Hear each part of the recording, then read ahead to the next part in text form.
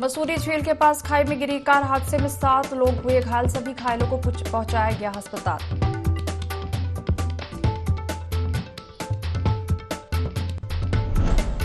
मुख्यमंत्री पुष्कर सिंह धामी ने केंद्रीय मंत्री भारी उद्योग डॉक्टर महेंद्र नाथ पांडे से की मुलाकात। राज्य में इलेक्ट्रिक व्हीकल चार्जिंग स्टेशन जल्द बनाने का किया अनुरोध।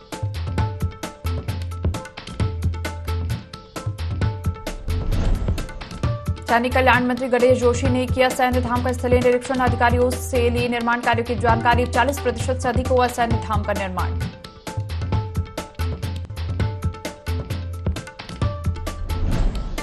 और 4 धाम यात्रा को लेकर तैयारी शुरू। उत्तरकाशी जिलाधिकारी ने गंगोत्री और यमुनोत्री धाम की यात्रा व्यवस्था का लिया जायजा। अधिकारियों के साथ यात्रा मार्ग का करेंगे निरीक्षण।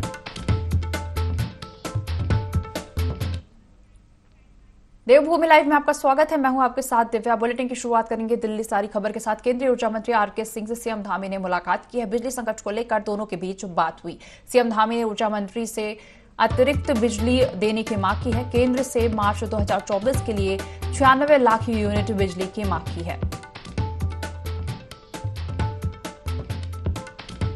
दिल्ली से खबर, जहां केंद्रीय ऊर्जा मंत्री आरके सिंह से सीएम धामी ने मुलाकात की। बिजली संकट को लेकर दोनों के बीच बातचीत हुई है।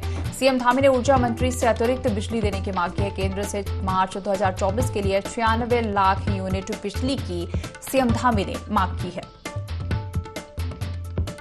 केंद्रीय ऊर्जा मंत्री आरके सिंह से सीएम पुष्कर सिंह धामी ने मुलाकात की और बिजली संकट को लेकर बातचीत की। सीएम धामी ने ऊर्जा मंत्री से अतिरिक्त बिजली देने की मांग की है। केंद्रीय ऊर्जा मंत्री आरके सिंह से सीएम धामी ने मुलाकात की और बिजली संकट को लेकर दोनों के बीच बात हुई है। सीएम धामी ने ऊर्जा मंत्री से अतिरिक्त बिजली देने की मांग की है। केंद्र से मार्च 2024 के लिए 96 लाख यूनिट की बिजली की मांग की है।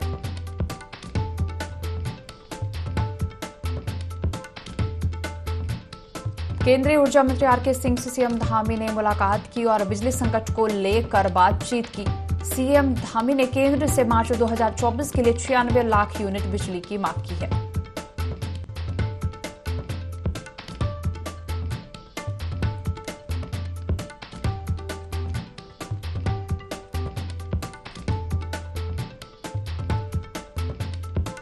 ज्यादा जानकारी लेंगे, संवाददाता आकाश हमारे साथ जुड़ गए हैं।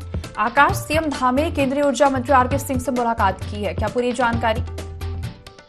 बिल्कुल दिव्या, जिस तरीके से सुबह से ही इस बात को लेकर के बातचीत थी कि आज केंद्रीय जो ऊर्जा मंत्री हैं आरके सिंह, उनके साथ मुख्यमंत्री पुष्कर सिंह धामी की मुलाकात होगी।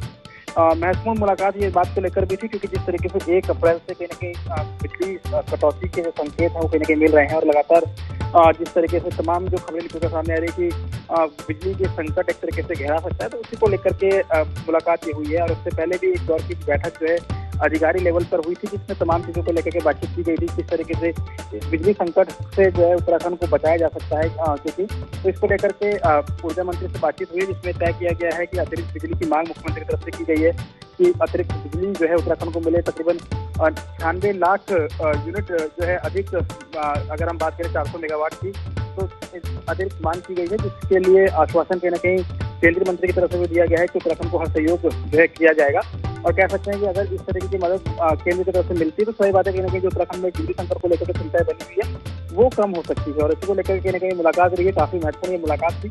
और मुख्यमंत्री ने निश्चित तौर पर कहने का जो मुद्दा है वो बिजली संकट को लेकर ही उठाया है और साथ ही साथ मांग की है कि अतिरिक्त बिजली को उत्तराखंड को मिलनी चाहिए, जिससे कि उत्तराखंड के जो वासी हैं उनको किसी भी तरीके की जो बिजली कटौती है, बिजली संकट है, वो नहीं दिखना पड़ेगा।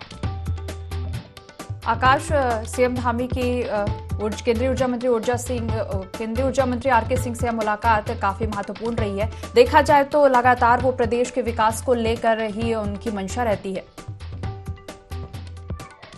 देखिए, बिल्कुल जिस तरीके से कोशिश ये रहती है कि केंद्र से जो भी सहयोग लिया जा सकता है और लगातार केंद्र की बात को लेकर के आश्वासन देता रहता है कि उत्तराखंड में डबल इंजन की सरकार है, तो डबल इंजन की सरकार तमाम महत्वपूर्ण ऐसे कदम हो जो केंद्र में अगर निलंबित हो तो उसको त्वरित गति से निपटाया जाए।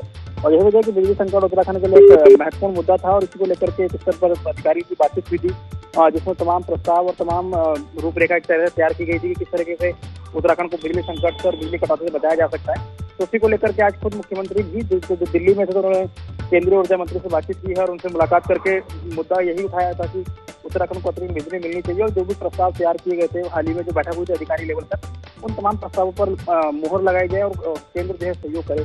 तो उसी को लेकर कहीं ना कहीं आर के सिंह ने भी सहयोग की पूरी बात कही है कि उत्तराखंड में हर सहयोग जो है दिया जाएगा और जो भी उत्तराखंड वासियों को किस तरीके से बिजली कटौती या बिजली संकट से बचाया जा सकता है, उसके लिए जो भी संभव मदद केंद्र की तरफ से होगी वो करने की कोशिश जो है केंद्र सरकार की तरफ से की जाएगी। आकाश, जुड़ने के लिए और जानकारी साझा करने के लिए आपका धन्यवाद।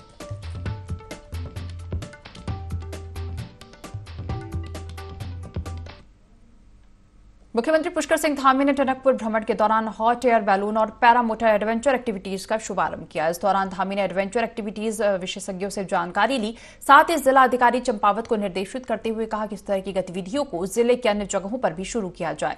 इन क्षेत्रों से युवाओं को जोड़ा जाना जरूरी है, जिससे प्रदेश में रोजगार को बढ़ावा मिल सके। इस दौरान स्थानीय महिलाओं ने साहसिक गतिविधियों को बढ़ावा देने के लिए सीएम धामी का धन्यवाद दिया।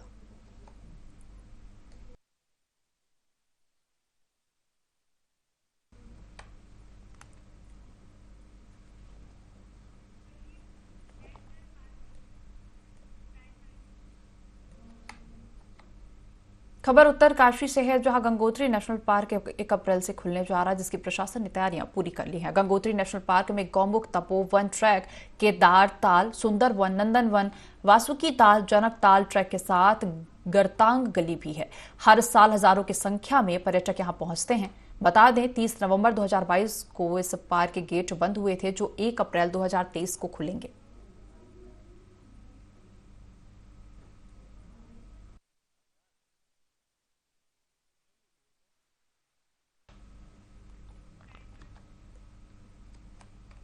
उत्तरकाशी में 4 धाम यात्रा की शुरुआत होने जा रही है। यात्रा के लिए मुख्य रूप से गंगोत्री और यमुनोत्री धाम में व्यवस्थाएं दुरुस्त की जा रही हैं। जिलाधिकारी अभिषेक रोहेला यात्रा की तैयारियों का जायजा लेंगे।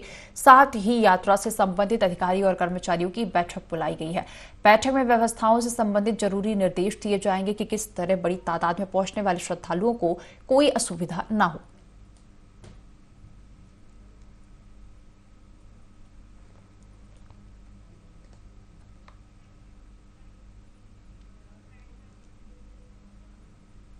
लोहाघाट के सुई गांव में वर्की फड़की होली का आयोजन किया गया। कार्यक्रम में आदित्य महादेव मंदिर प्रांगण में सामूहिक रूप से गायन किया गया। होली को देखने के लिए दूर दूर से लोग सुई गांव पहुंचे। होली महोत्सव कमेटी अध्यक्ष श्याम दत्त चौबे ने बताया कि होली गायन की परंपरा वर्षों से चली आ रही है। 3 गांव के ग्रामीण मिलकर वेदांती होली के अलावा विशेष वर्की फड़की होली का गायन करते हैं और पारंपरिक होली के माध्यम से नई पीढ़ी को अपनी परंपरा से जोड़ते हैं।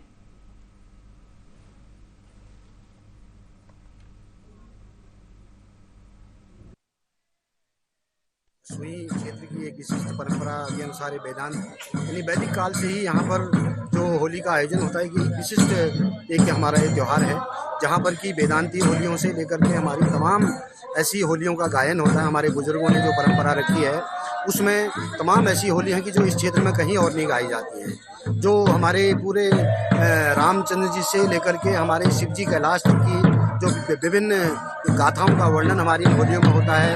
इनमें वर्की फड़की एक विशेष होली जो हमारे यहाँ गाई जाती है, जिसको कि नैनीताल से लेकर हमारे अन्य जगह में भी तो हमारे बुजुर्गों ने, नौजवानों ने एक बहुत अच्छा यहाँ पर अपना जो इस होली के लिए समय देते हैं, उसमें एक ऐसा प्रदर्शन जो विशिष्ट प्रदर्शन होता है हमारे गाँव के लोगों द्वारा यहाँ दिया जाता है। हल्द्वानी के बुद्ध पार्क में पूर्व सैनिकों ने जोरदार प्रदर्शन किया और 1 रैंक 1 पेंशन 2 की विसंगतियों को दूर करने के लिए केंद्र सरकार से मांग की है। बता दें, अपनी 7 सूत्रीय मांगों को लेकर पूर्व सैनिकों ने उप जिलाधिकारी के माध्यम से रक्षा मंत्री और प्रधानमंत्री के नाम ज्ञापन भी सौंपा। इस दौरान वक्ताओं ने कहा कि सरकार हर विषय पर जबरन पेच फंसा रही है और उनके अधिकारों का हनन कर रही है।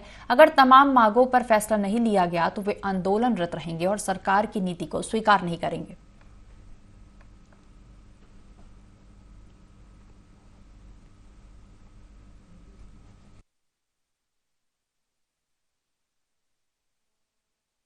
दिन पूर्व हमारा पूर्व सैनिकों के लिए जो है OROP 2 का गठन करने के बाद जिस प्रकार से अधिकारियों ने हमारे OROP को हाईजैक कर करके हम जवानों की अनदेखी की गई है, जबकि मूल रूप से या मुख्य रूप से पहले से भी यह बना हुआ है कि OROP केवल जवानों को दिया जाएगा, जवानों जैसे तक।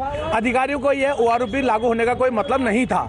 जब OROP 2 लागू किया गया, जिसमें अधिकतम लाभ अधिकारियों को दिया गया बजाय जवानों जैसियों के, जबकि उसी समानुपात में अगर जवानों जैसियों को भी दिया जाता शायद हम आज इस धरने प्रदर्शन की ओर नहीं जाते। ज्ञापन देंगे OROP के संबंध में जो जनता धरना प्रदर्शन चल रहा है, MSP का मुद्दा है, OROP का मुद्दा, बहुत सारे मुद्दे हैं। उन मुद्दों को लेकर के उनकी जो विसंगतियां हैं उनके बारे में हमारे साथ अन्याय हुआ है। हमको सरकार जो है वो बहुत कम पेंशन दे रही है, जबकि हमारे अधिकारियों को बहुत ज़्यादा दे रही है। तो इस संबंध में हम मेमोरेंडम जो है उप जिलाधिकारी तक जाएंगे और वहाँ ये देके आएंगे हम सारे सैनिक यहाँ से जुलूस निकल के। मांग ये है कि हमारी MSP एक समान हो, ऑफिसर्स की या JCO वार्ड जवान की MSP में भेदभाव है और जो पेंशन है उसमें भी भेदभाव है, तो उसको भी हम चाहते हैं कि उसमें बढ़ोतरी हो। और जैसे डिसेबिलिटी पेंशन है उसमें भी काफ़ी फ़र्क है, तो उसको भी जो है बराबर किया जाए। मसूरी देहरादून मार्ग पर अनियंत्रित कार खाई में गिर गई। कार में कुल 7 लोग सवार थे जो हादसे में गंभीर रूप से घायल हो गए। मौके पर पहुंची पुलिस ने स्थानीय लोगों की मदद से घायलों को अस्पताल पहुंचाया, जहां घायलों की हालत गंभीर बताई जा रही है। हादसा मसूरी देहरादून मार्ग पर हुआ। गाड़ी के अनियंत्रित होने का कारण अब भी अज्ञात है। प्रदेश सरकार साहसिक खेलों को बढ़ावा देने के लगातार काम कर रही है और इसी मिशन के तहत टनकपुर पहुंचे मुख्यमंत्री पुष्कर सिंह धामी ने पूर्णागिरी से जौलजीबी जाने वाले मार्ग पर 12 किलोमीटर तक रिवर राफ्टिंग की। इस दौरान उनके साथ सांसद अजय टमटा के साथ ही जनपद के कई वरिष्ठ अधिकारी मौजूद रहे। राफ्टिंग के दौरान मुख्यमंत्री ने कहा कि नौजवानों को खेलों की दुनिया से जोड़ना चाहिए। रिवर राफ्टिंग जैसे अन्य कई साहसिक खेलों के लिए उपयोगी जगह है। हमारी सरकार लगातार इस तरह के प्रयासों को बढ़ावा दे रही है। पूर्णागिरी क्षेत्र से होकर बहने वाली शारदा नदी में भी सितंबर से रिवर राफ्टिंग प्रतियोगिता का आयोजन किया जाएगा। सभी तैयारियां पूरी कर ली गई हैं।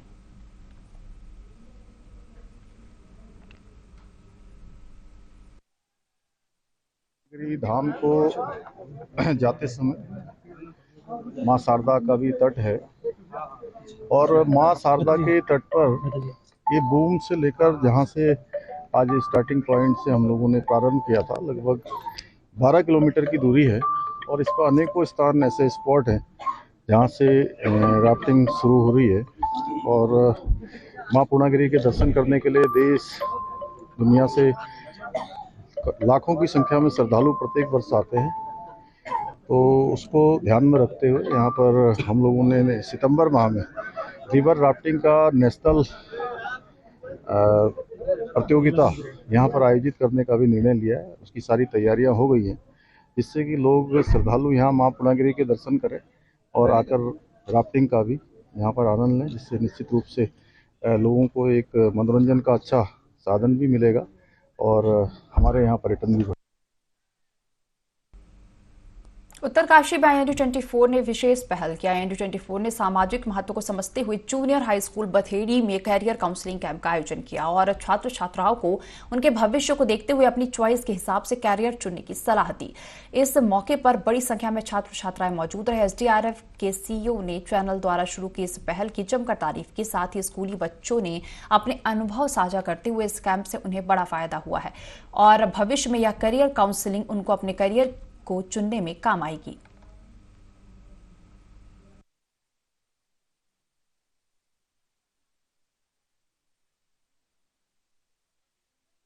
बहुत ही अच्छा लगा, हमने बहुत कुछ सीखा और हमें बहुत जानकारी मिली। सर लोगों ने हमें बहुत ही अच्छा और ना बहुत ही ढंग से समझाया है अपने कैरियर के बारे में, कैसे हमें अपना कैरियर आगे बढ़ाना है और हमें इससे सीख मिली है कि आगे बढ़ने की, अपने करियर को पाने के लिए, जो हमारा गोल है उसे पाने के लिए हमें क्या क्या चीज़ें ध्यान में रखनी चाहिए, वो सब हमें बहुत ही अच्छे से समझ आया।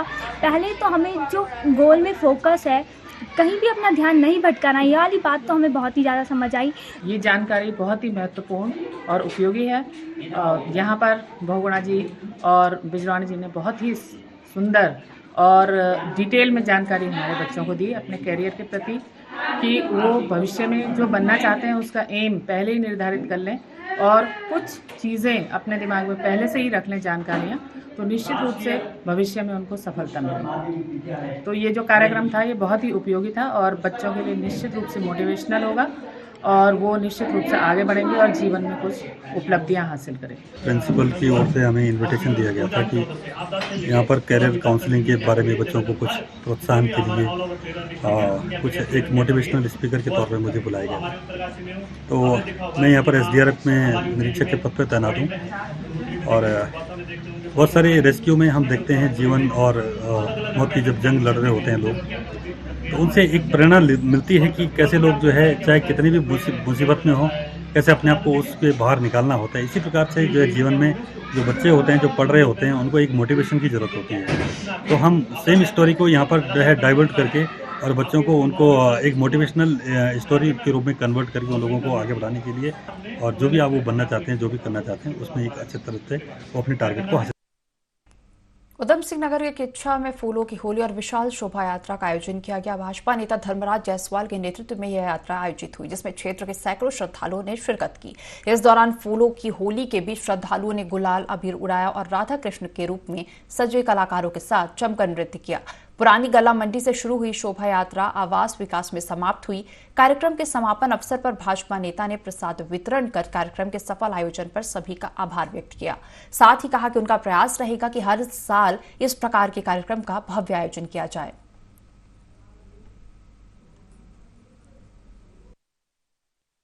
होली का उत्सव बड़े धूमधाम से मनाया जाए, इसी से मन में भाव आया और मैंने कहा आपके समय फूलों वाली होली का एक जैसे बरसाना में होती है कि छा में लाई जाए बरसाना वाली होली, और इस भावना से प्रणीत होकर के मैंने उसको शुरू करने का अपना एक मन बनाया। और राधे की कृपा से, राधे कृष्ण कृपा से, आप लोग सबके सहयोग से, जनता के सहयोग से और सब बहुत सुंदर कार्यक्रम हो गया। और आज से भर सब लोगों ने बहुत आनंद लिया और बहुत ही खुशी से झूमते हुए, फूलों को बरसात करते हुए, रंगों को खेलते हुए आए और शहर में एक अच्छा सा वातावरण बना, सबको खुशियाँ हुई, कार्यक्रम सफल रहा, सबको आनंद आया। मैं सबका बहुत बहुत धन्यवाद देना चाहता हूँ, जिसने भी कार्यक्रम भाग लिया, सहयोग किया, जो भी करा, मैं सबका बहुत बहुत धन्यवाद और बहुत बहुत होली की बधाई देना चाहता हूँ। उत्तरकाशी के बंगेली गांव में पर्यटकों को होम स्टे खूब भा रहा है। यहाँ पर प्रतिवर्ष सैकड़ों की संख्या में पर्यटक आते हैं और यहाँ की खूबसूरती का दीदार करते हैं, लेकिन बंगेली गांव में होम स्टे से जुड़े ग्रामीणों को मोबाइल नेटवर्क की समस्या से जूझना पड़ रहा है, क्योंकि गांव में मोबाइल नेटवर्क नहीं है, जिस कारण ग्रामीणों को होम स्टे के संचालन में काफी दिक्कतों का सामना करना पड़ता है। बंगेली गाँव के लोगों को मोबाइल से बात करने के लिए दूसरे गाँव में जाना पड़ता है। होम स्टे से जुड़े युवाओं ने प्रशासन से मांग की कि यहाँ पर नेटवर्क की सुविधा प्रदान की जाए ताकि होम स्टे को बढ़ावा मिले।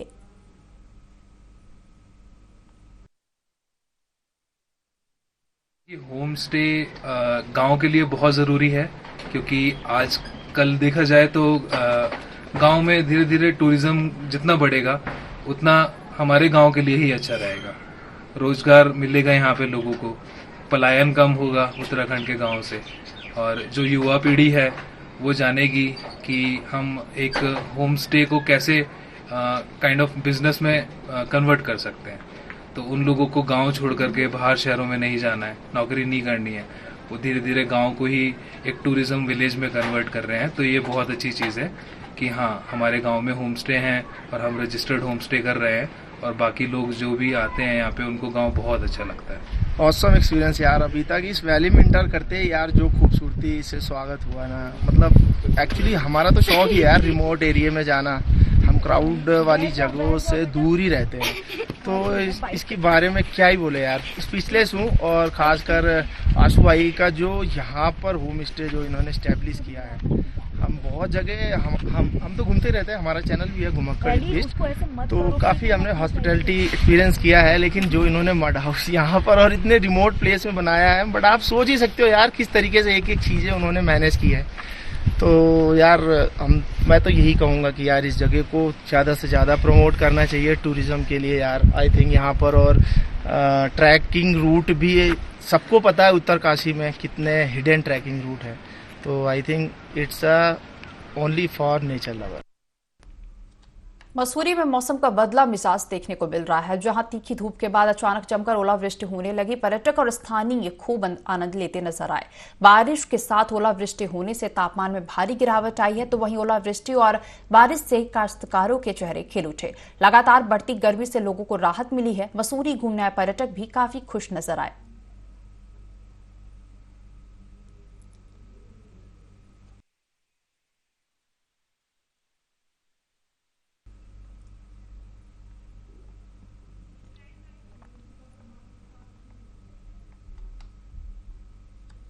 शीतकालीन हिम क्रीड़ा स्थली औली समेत कई विंटर डेस्टिनेशन जहां कम बर्फबारी हुई है, वहीं अंतिम सरहदी पर्यटन ऋतु प्रवासी गांव के आसपास ढलानों में अच्छी बर्फबारी गिरी है।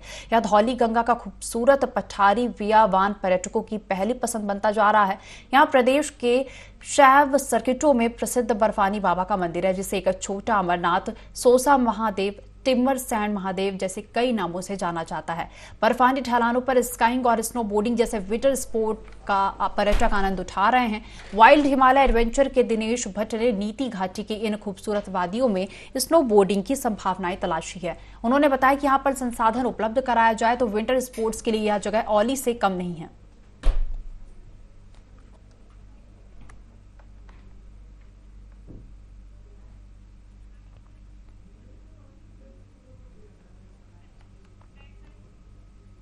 उत्तराखंड के सुप्रसिद्ध माता पूर्णागिरि मेले का शुभारंभ हो गया है। टनकपुर के प्रसिद्ध शारदा घाट पर बड़ी संख्या में श्रद्धालु स्नान के लिए पहुंचते हैं। श्रद्धालुओं को ध्यान में रखते हुए टनकपुर नगर पालिका प्रशासन ने शारदा घाट में मां पूर्णागिरि कैंप कार्यालय का शुभारंभ किया। नगर पालिका अध्यक्ष एडवोकेट विपिन वर्मा ने पूरे विधि विधान से पूजा पाठ कर कैंप कार्यालय की शुरुआत की। नगर पालिका अध्यक्ष ने कहा कि इस कार्यालय का उद्देश्य मेले में आने वाले तीर्थयात्रियों को हर संभव सुविधा और सहायता देना है। साथ ही बताया कि तैनात कर्मचारी लोगों की समस्या का समाधान करेंगे।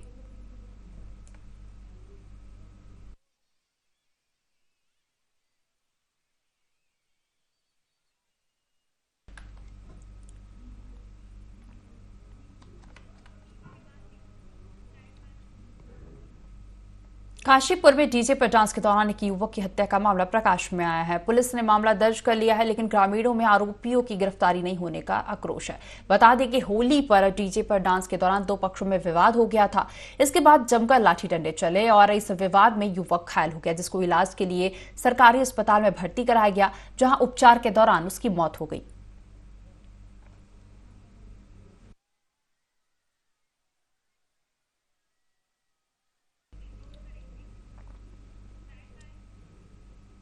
इस बुलेटिन में फिलहाल इतना ही। आप बने रहिए इंडिया 24 के साथ।